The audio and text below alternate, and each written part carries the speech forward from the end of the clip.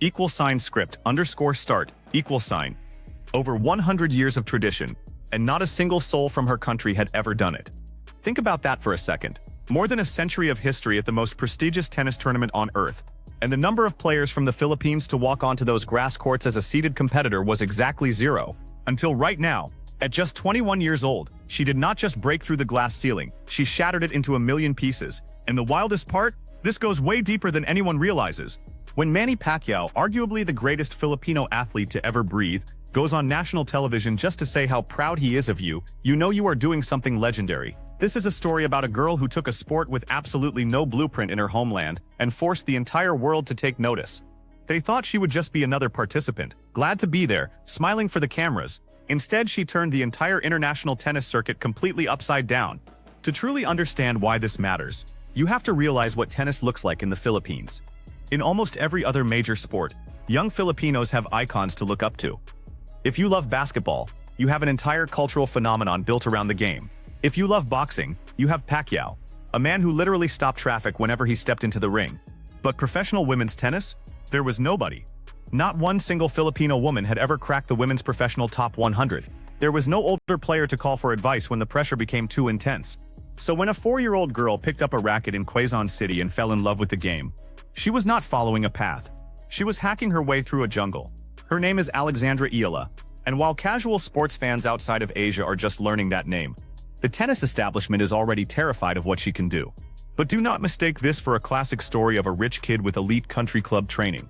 Tennis is never that simple, and her true origin story begins with a coach nobody in the professional ranks had ever heard of.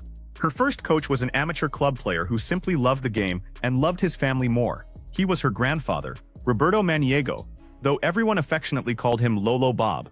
Every single day, without fail, Lolo Bob showed up at the courts in Pasig with a basket of tennis balls, feeding them to young Alex and her brother Miko.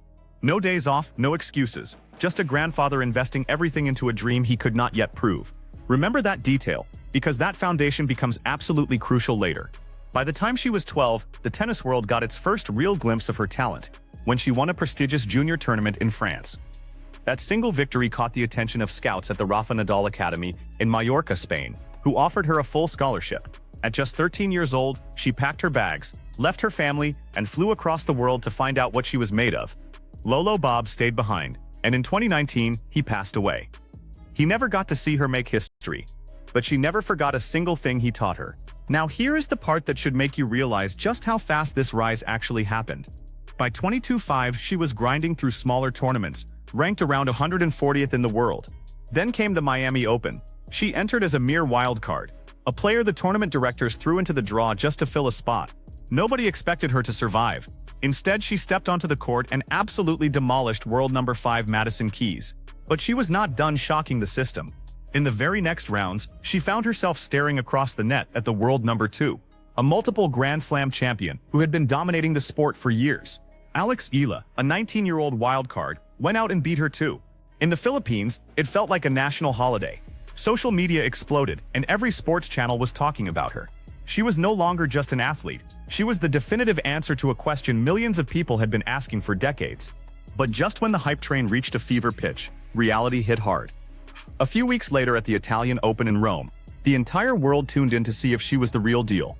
Instead, they watched her get completely dismantled. Her opponent put her down 6-0, 6-1, winning the first 10 games in a row on live television. The doubters immediately started shouting that Miami was just a fluke, a lucky run from a player who did not belong at the top level. A lesser athlete would have broken down or fired their coach. But remember how Lolo Bob raised her. Eala did not throw a tantrum or give an emotional press conference. She quietly went back to work, kept her feet on the ground, and waited for the grass season of 22-6. When she arrived in Birmingham, England, she captured her second professional title. Then she went to Berlin as a wild card, staring down a draw that included multiple Grand Slam champions. What did she do? She went out and beat them back-to-back. Two of the most dangerous grass court players on earth. Defeated in the same week by a 21-year-old, Greg Ruzewski, a former world top 5 player who knows exactly what it takes to survive at Wimbledon, publicly stated that watching her beat those champions back-to-back was incredibly impressive. He noted that her left-handed slice serve makes her an absolute nightmare on grass, and admitted he could not wait to see her at Wimbledon. But here is the side of the story that nobody is saying out loud, and this is where it gets personal. Wimbledon is an entirely different beast. The draw is filled with absolute killers, from world number 1 Aryna Sabalenka to the reigning French Open champion. Eala is entering the tournament as the 29th seed. If she manages to survive her first 3 matches, a collision course with a top 8 player in the world is virtually guaranteed. Last year, she did not even make it past the very first round. She has never gone deep at a major tournament in her life. So while the historic seeding is incredible, the competition is brutal. Do you honestly believe she has what it takes to make the quarterfinals this year? Tell us in the comments right now, because if she pulls this off, you are going to want your prediction recorded on the record. No matter what happens in the coming days, the history books have already been rewritten. Being the 29th seed means she is the first Filipino player in history to achieve this milestone. Beyond that, she is the first player from all of Southeast Asia to earn a Grand Slam seed since 2009.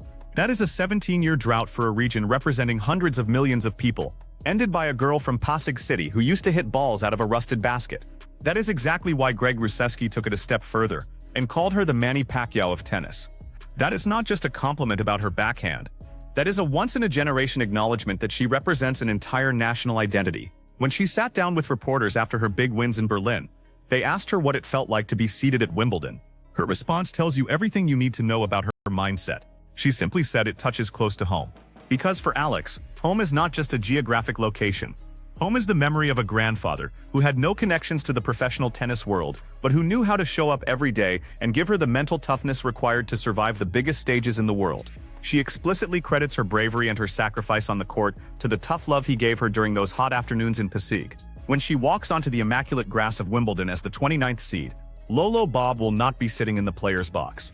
But if you watch closely, if you see how she refuses to panic when the pressure mounts, and how she immediately goes back to work after a setback, you will see his legacy in every single shot. The tournament is about to begin, and the draw is locked in. Drop your predictions in the comments right now, because this historic journey is just getting started, and you will want to say you saw it coming from the very beginning. =SPREPEAT_END.